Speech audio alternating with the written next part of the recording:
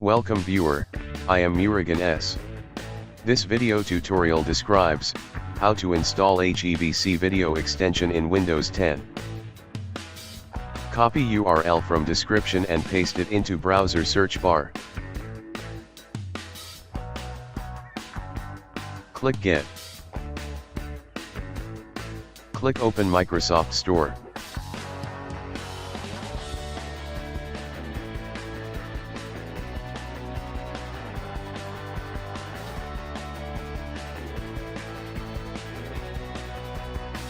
Click Get.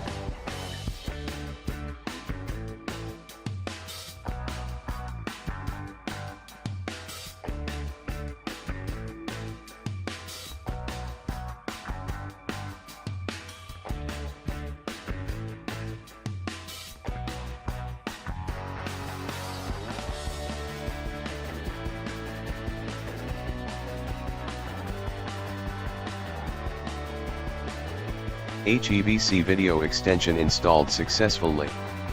Thanks for watching. I hope this video tutorial helps to solve the problem. Please like, share and don't forget to subscribe my channel. See you next video.